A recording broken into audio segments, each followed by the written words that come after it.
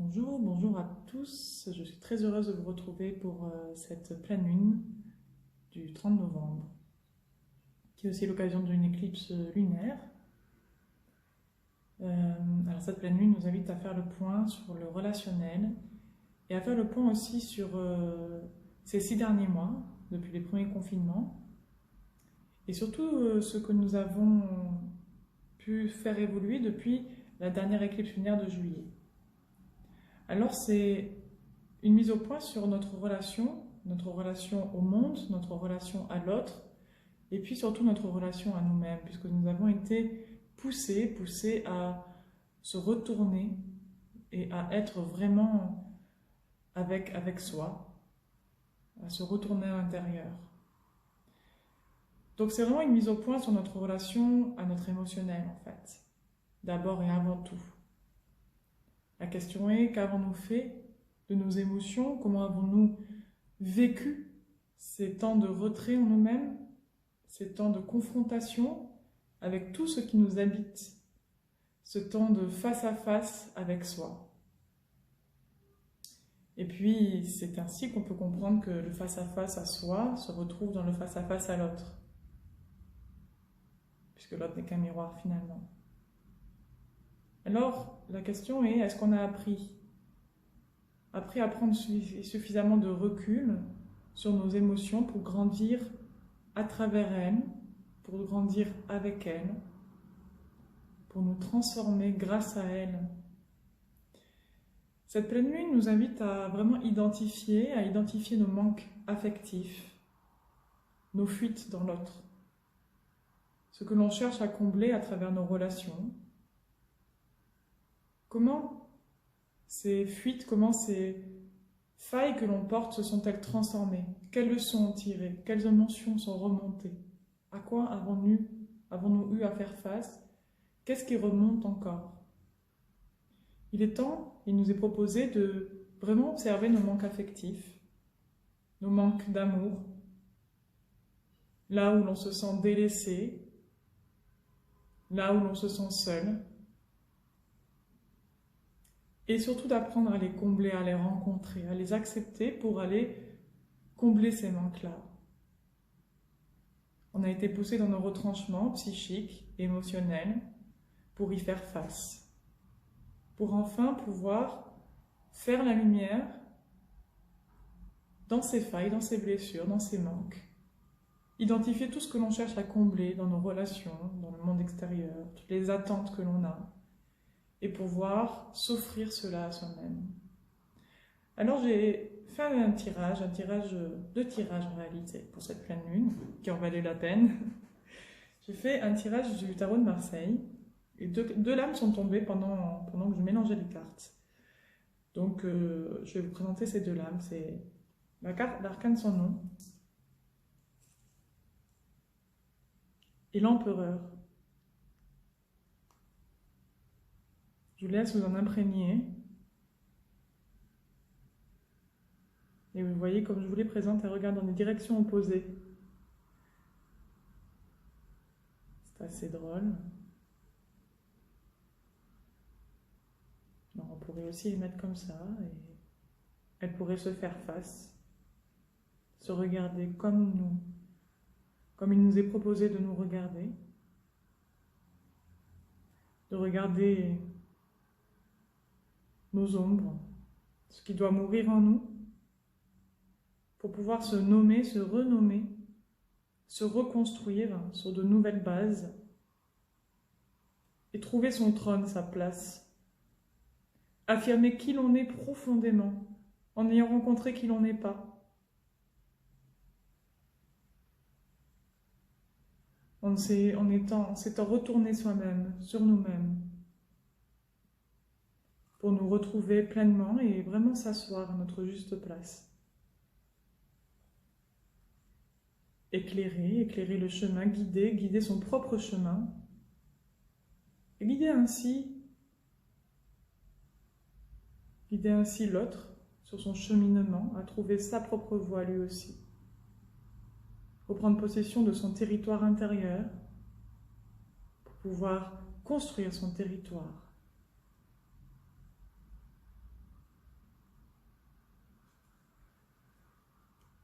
J'ai aussi tiré une carte du merveilleux tarot de Marie-Elia, les lettres hébraïques. J'aime énormément tirer pour les grands passages, les étapes de vie. Et là, j'ai eu cette magnifique lettre Tates.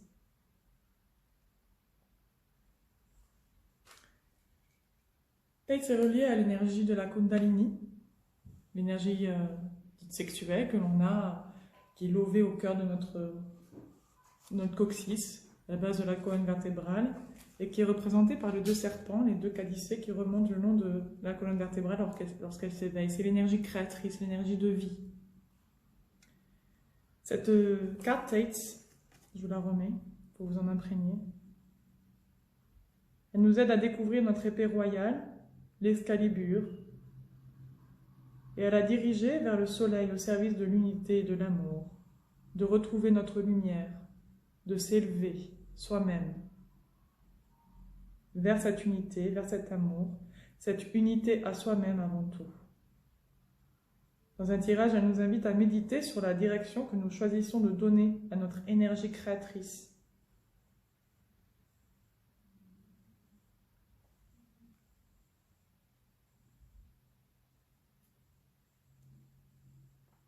Elle nous aide à apaiser et orienter le feu de nos désirs, de nos pulsions. Elle démystifie et libère les fantômes qui rôdent dans notre inconscient. Elle éclaire, elle libère les frustrations, les regrets, les culpabilités, tout ce qui accroche. Elle apporte un éclairage intérieur pour se dégager de nos anciennes mémoires, des dogmes, des peurs, des incompréhensions. Je vais vous lire les questions de Tate. Bien-aimé, voici que la grande question t'est à nouveau posée. Tu es libre de décider dans ta situation actuelle, de la direction que tu veux donner à l'énergie créatrice qui est en toi. Sache que tu as le pouvoir de débloquer, de libérer et d'orienter cette situation d'une façon positive. Alors interroge-toi en profondeur, car tout événement, toute circonstance de la vie vient pour te proposer un nouveau choix. Je suis en toi, je suis ce feu créateur qui ne demande qu'à s'élancer. Acceptes-tu de proclamer, pour que ton corps l'entende, la décision irrévocable de diriger ce feu des profondeurs vers le soleil de l'amour et de voir dans l'énergie sexuelle qui est en toi une force que tu offres à la lumière. Je t'attends au cœur de l'incarnation, si tu me choisis comme allié, j'éclairerai les méandres du labyrinthe des mémoires qui t'entravent encore. J'en révélerai l'illusion et tu marcheras debout, libre et léger. Viens, ô mon enfant de lumière, puisque tu as rendez-vous avec toi-même. Ne crains pas le chemin périlleux qui te conduit vers la lumière de tes profondeurs. Écoute la voix de ton âme qui t'appelle et te guide.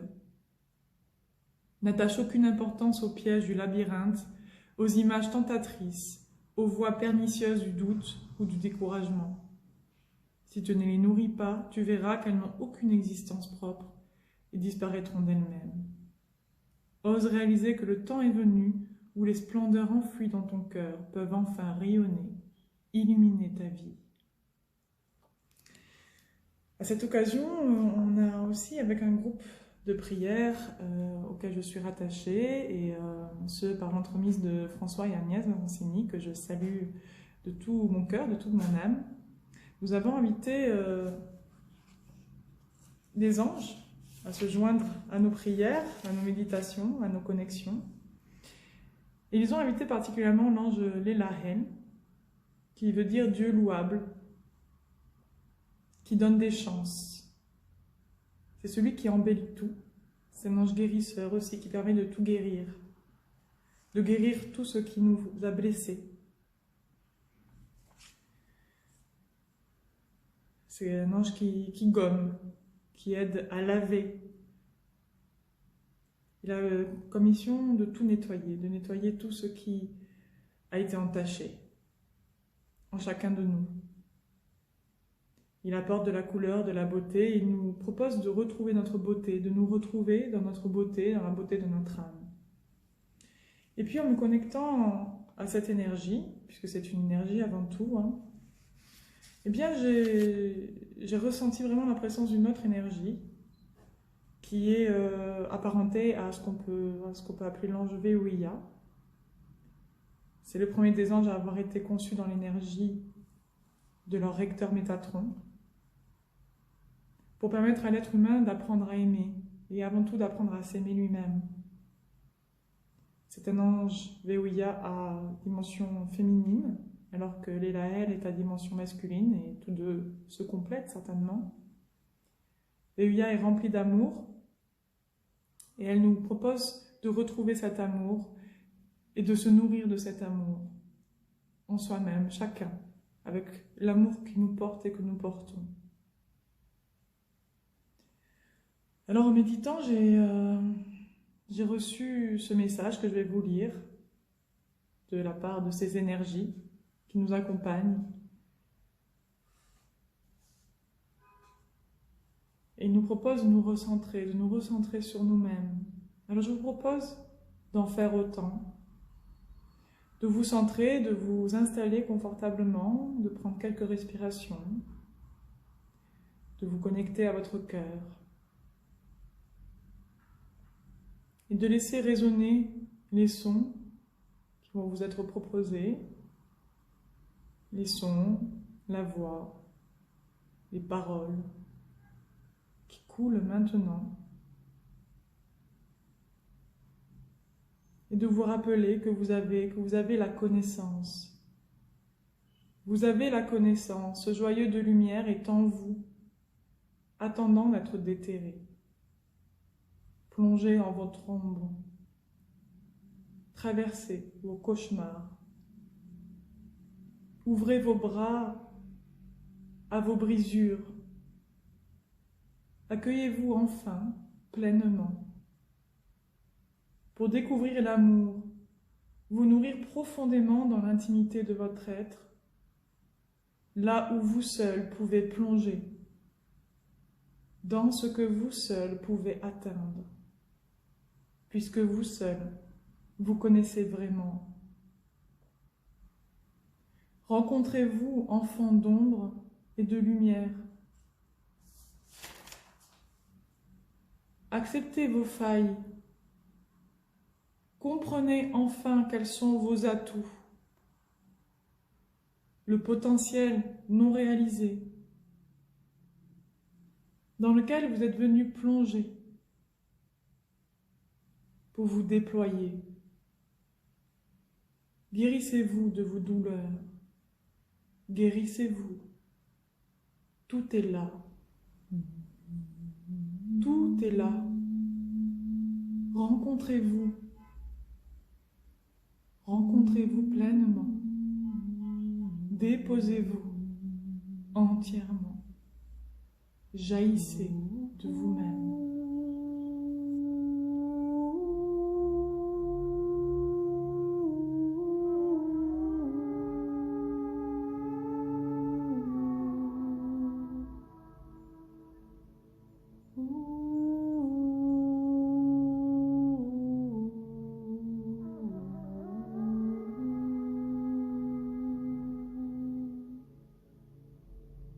Où es-tu?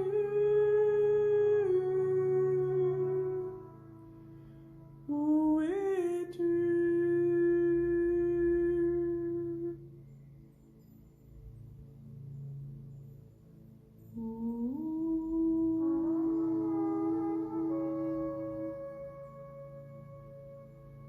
Regarde-toi,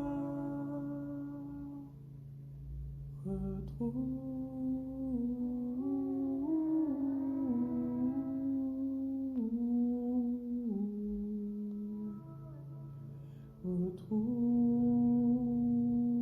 ta voix.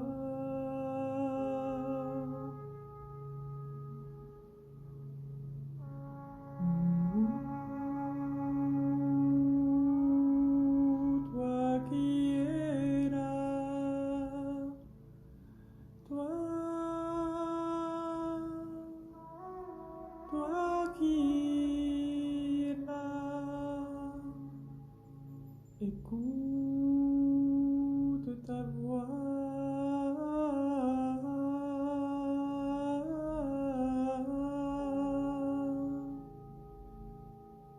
Retrouve-la en toi. Tu es là, avec toi. Tu es là. Tu es là à t'attendre. Retrouve-toi.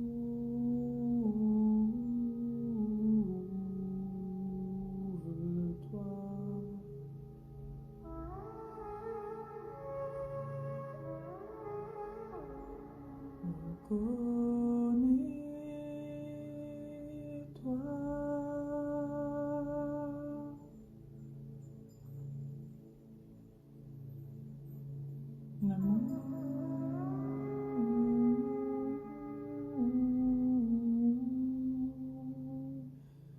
L'amour que tu attends tellement, tu l'as en toi, tu l'as pour toi. Regarde ça, ce joyau brillant en toi. Égrène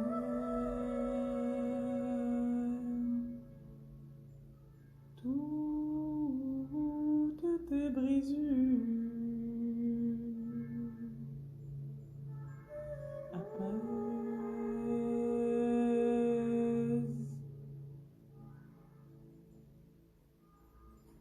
tes blessures.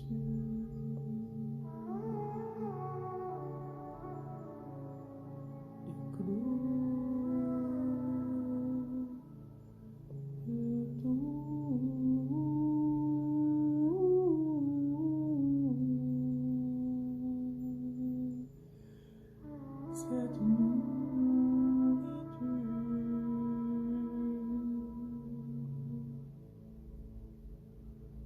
la nourriture,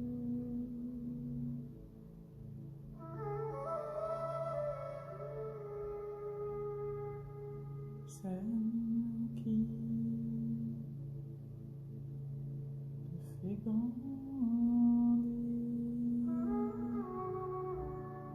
Pousse à travers elle, pousse grâce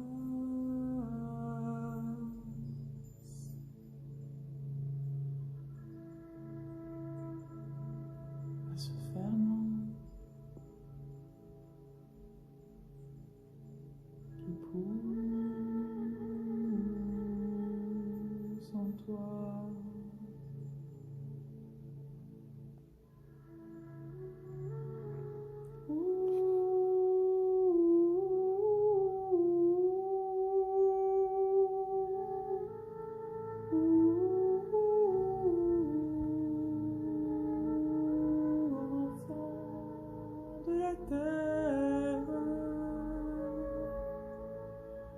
Enfant de la terre,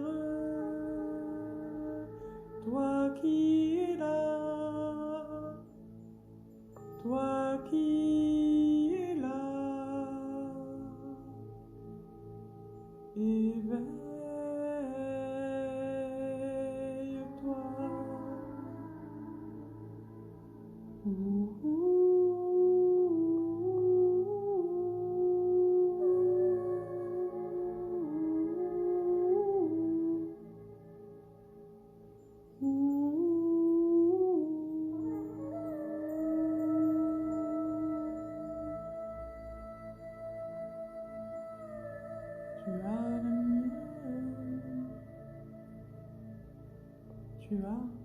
la lumière.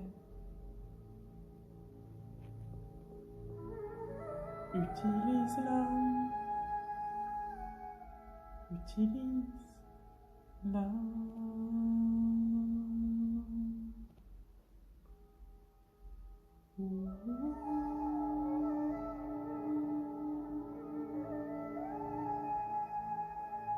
Esprit des étoiles.